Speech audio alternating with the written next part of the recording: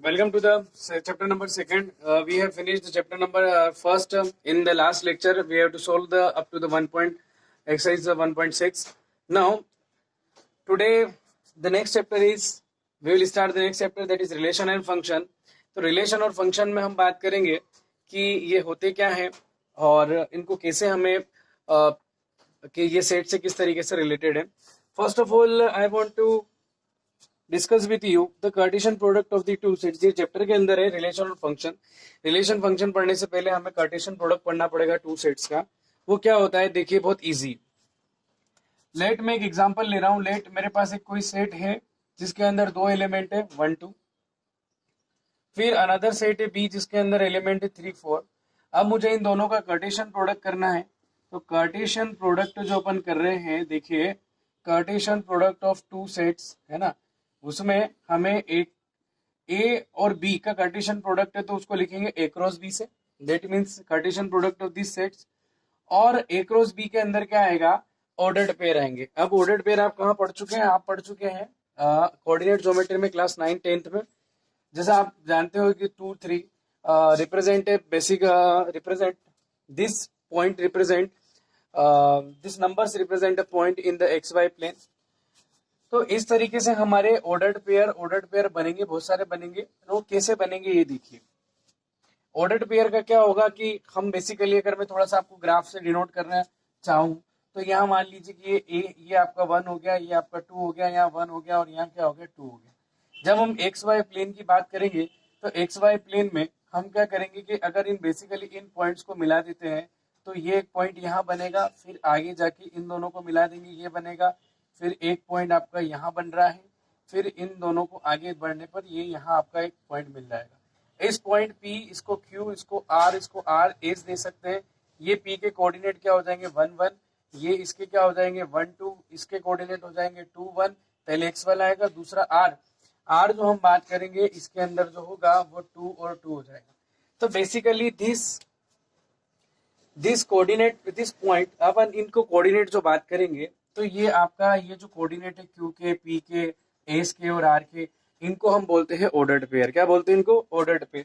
ये ordered pair बनेंगे कैसे, फर्स्ट सेट का फर्स्ट एलिमेंट जो है वो पेयर किसके साथ हो जाएगा, सेकंड सेट के फर्स्ट एलिमेंट के साथ. तो बनेगा आपका फर्स्ट ऑर्डर्ड पेयर 1 और 3. फिर दूसरा 1 और बनेगा आपका कितना 4, यानी कि फर्स्ट सेट का फर्स्ट एलिमेंट इन दोनों के साथ बनाएगा, फिर फर्स्ट सेट का सेकंड एलिमेंट भी इन दोनों के साथ पेयर बनाएगा 2 3, और बेसिकली ये हो गया आपका कितना 2 और 4 कंप्लीट है. तो हम इस तरीके से यहाँ पर बात करेंगे कि एक तो हमारा हो गया ये ए क्रॉस बी. अगर मान लीजिए कि हमें क्या करना है, ए क्रॉस बी या हमें ट्रिपल ए ऐसे फाइंड करना है. जैसे मान लीजिए ए आपका आ गया, ए के अंदर एलिमेंट है 1 1 और आपको क्या करना है ए क्रॉस ए फाइंड करना है. तो ए क्रॉस ए फाइंड करने के लिए, तीन कार्टेशियन प्रोडक्ट फाइंड करने के लिए सबसे पहले आप देखिए कि आपको ए क्रॉस ए की निकालने की जरूरत है. ए क्रॉस ए में आ गया आपका 1 1 और इसके साथ हम 1 1 निकालेंगे तो यहाँ आ जाएगा आपका ये 1 और ये आ जाएगा आपका 1. फिर आपका ऑर्डर्ड पेयर आएगा 1 और फिर आएगा 1. फिर ऑर्डर्ड पेयर आएगा आपका, यहाँ अपन बात कर रहे हैं पहले 1 ने इन दोनों के साथ बना लिया, फिर दूसरा 1 जो है 1 1 और फिर तीसरा जो है वो आ जाएगा आपका 1 1. इस तरीके से आएगा. ठीक है, ये अपन ऐसा भी कर सकते हैं. ये दो मैंने सबसे पहले आपको यहाँ पे ए बता दिया है. अब हम बात करेंगे ट्रिपल ए की. तो ए क्रॉस ए करेंगे तो ए क्रॉस ए में क्या हो जाएगा, आपके पास जो बेसिकली पहले ऑर्डर्ड पेयर है 1 1, ये 1 1. आप एक काम करिए, एलिमेंट दूसरे थोड़े से चेंज कर लीजिए ताकि आपको अच्छे से समझ में आ जाए. हम ए के एलिमेंट कर देते हैं 1 2. ठीक है, अभी यहाँ हमको क्या फाइंड करना है, ए क्रॉस ए फाइंड करना है. ठीक है, मतलब कार्टेशियन प्रोडक्ट है ना, इन द 3 टर्म हमको फाइंड करना है. तो यहाँ लिख रहे हैं अपन, पहले ए क्रॉस ए निकाल लेंगे, ये हो जाएगा 1 2 है ना, और ये आपका 1 2. तो यहाँ क्या आ जाएगा 1 1, फिर आ जाएगा आपका 1 2, फिर आ जाएगा आपका 2 1 और ये आ जाएगा आपका कितना 2 2. ये हो गया. ठीक है ना, ए क्रॉस ए. क्या ए क्रॉस ए आपके पास कितना, ये वाला निकल गया. तो इसको यहाँ लिख लीजिए 1 1, फिर हो गया 1 2, फिर हो गया आपका 2 1, फिर हो गया आपका कौन सा 2 2. ठीक है, और इसका हम निकालेंगे किसके साथ, क्रॉस प्रोडक्ट निकालेंगे.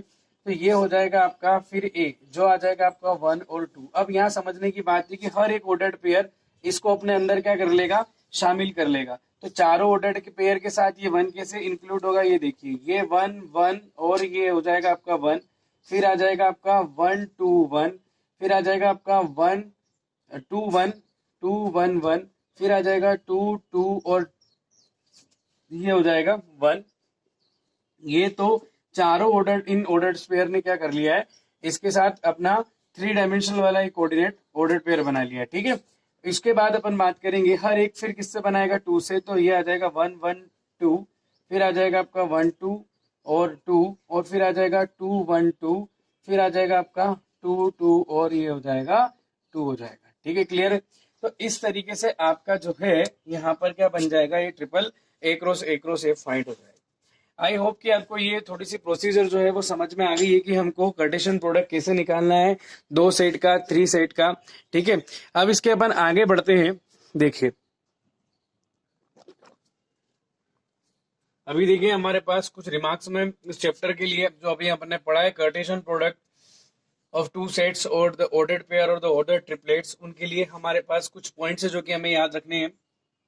मान लीजिए फर्स्ट सेट के अंदर पी एलिमेंट्स है, यानी कि कोई फर्स्ट सेट है उसके अंदर 1 2 3 4 ऐसे हमने उनके नंबर ऑफ एलिमेंट्स को पी मान लिया।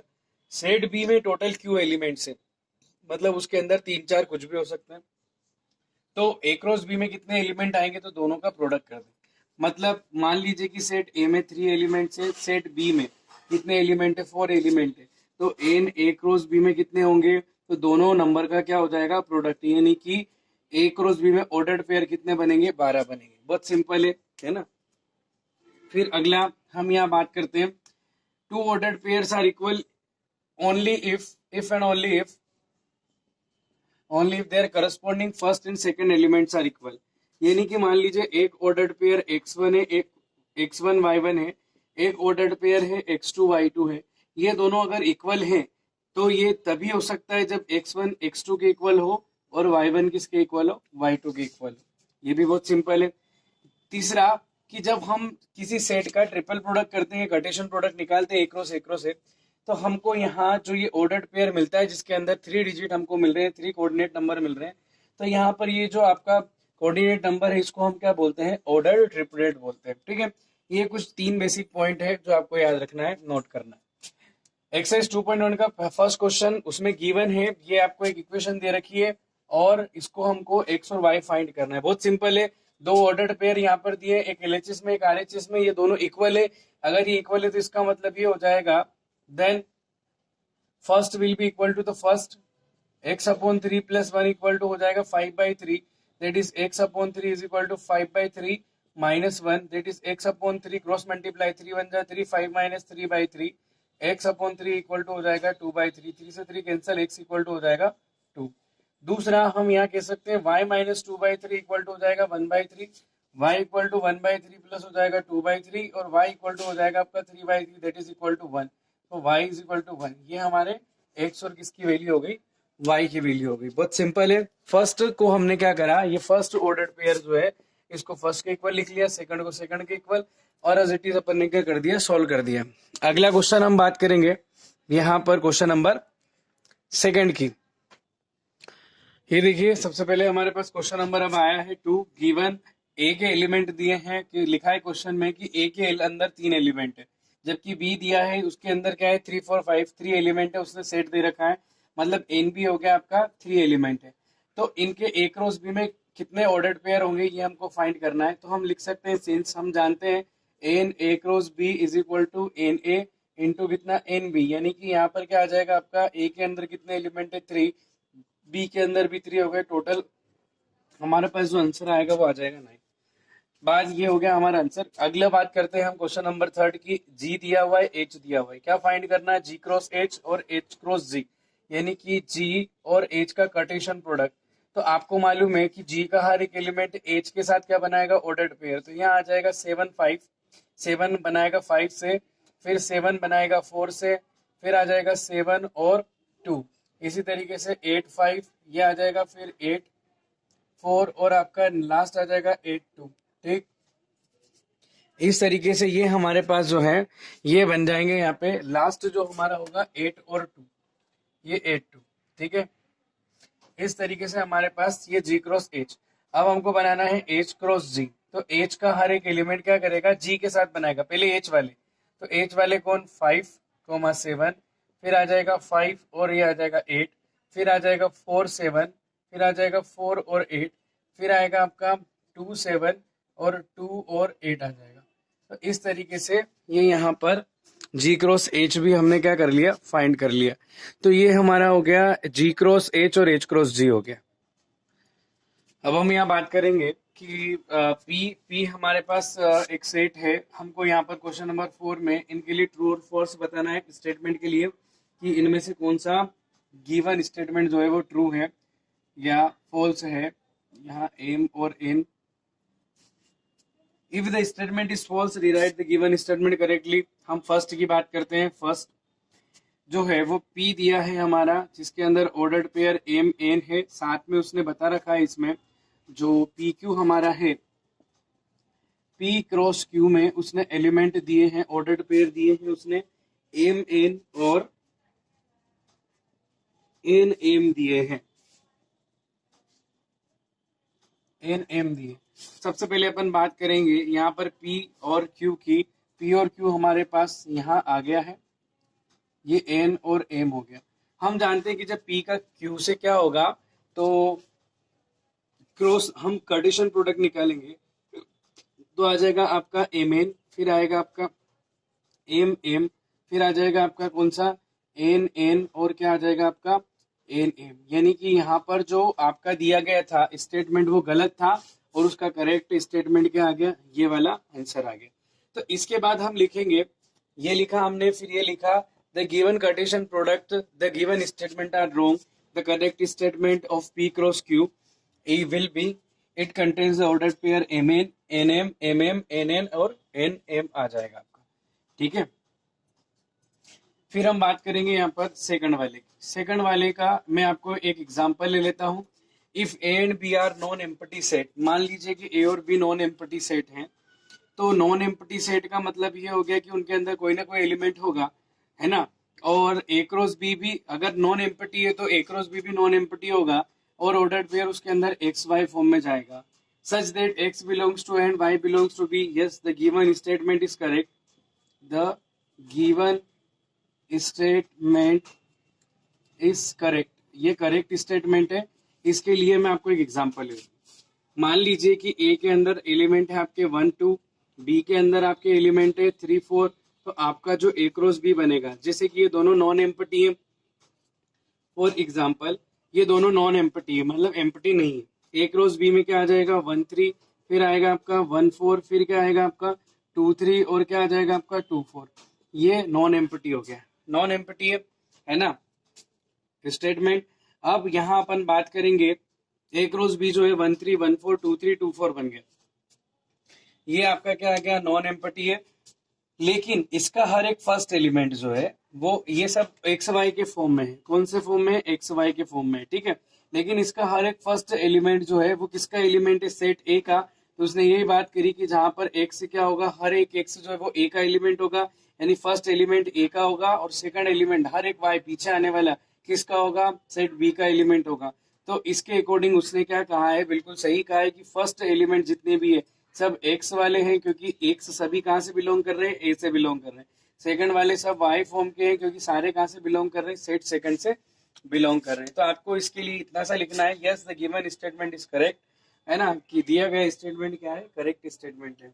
जो करेक्ट है उसके लिए आपको करेक्ट करके नहीं लिखना है। ये क्वेश्चन नंबर हमारा था 4 था, ठीक है। अब हम क्वेश्चन नंबर देखेंगे 5। ये देखिए हमारे पास ए के अंदर हमारे पास 2 एलिमेंट है और हमें ऑर्डर ट्रिपलेट निकालना है, ए क्रॉस ए निकालना है। तो यहाँ सबसे पहले मैंने बात कर ली ए क्रॉस ए की। ए क्रॉस ए क्या होगा, आपको मालूम है इन दोनों के ऑर्डर पेयर बनेंगे -1 1 और ये 1 1 आ जाएगा, ठीक है। तो ए क्रॉस ए जो होगा वो आ गया आपका -1 और ये आ जाएगा 1, फिर आ जाएगा आपका -1 और फिर आ जाएगा 1, फिर अगला नेक्स्ट बनेगा आपका 1 1 और फिर आ जाएगा आपका 1 और ये 1 बनेगा, ठीक है। तो ए क्रॉस ए निकल गया। अब हमें निकालना है ए क्रॉस ए, यानी कि ये सारे ऑर्डर्ड पेयर जो है -1 1 को शामिल करेंगे। तो ये इसमें देखिए फर्स्ट -1 1 और फर्स्ट वाला क्या आ जाएगा -1, फिर उसके बाद सेकंड -1 1 और फिर क्या आ जाएगा आपका -1, फिर आ जाएगा आपका 1 1 और -1 और 1 1 और फर्स्ट वाला -1। ठीक है, इसके बाद में फिर हमारे पास वापस से चारों सेकंड के साथ भी क्या बनाएंगे ऑर्डर ट्रिपलेट। ये आ जाएगा 1 1 1, फिर आ जाएगा आपका 1 सॉरी यहाँ से आएगा आपका -1 1, ये इधर से -1 1 और ये -1 1 और फिर ये 1। ठीक है, इसी तरीके से -1 1 आपका दूसरा वाला जो आपको दिखाई दे रहा है ए क्रॉस ए में -1 1 और फिर आ जाएगा आपका कौन सा 1। फिर अपन बात करेंगे यहाँ पे 1 1 1 1, ये आपका जो थर्ड वाला है ये सेकंड वाले के साथ बनाएगा 1 1 1 और फिर उसके बाद फोर्थ वाला 1 1 फिर 1 बनाएगा। तो 1 1 और क्या आ जाएगा 1 आ जाएगा। तो इस तरीके से ये ऑर्डर्ड पेयर हमारे पास क्या है, ये ट्रिपल यहाँ पर बात करेंगे अपन, ये अपने पास क्या बन जाएंगे ऑर्डर्ड पेयर बन जाएंगे सारे। ठीक है, तो ये क्वेश्चन हमारा कौन सा क्वेश्चन नंबर 5 हो गया।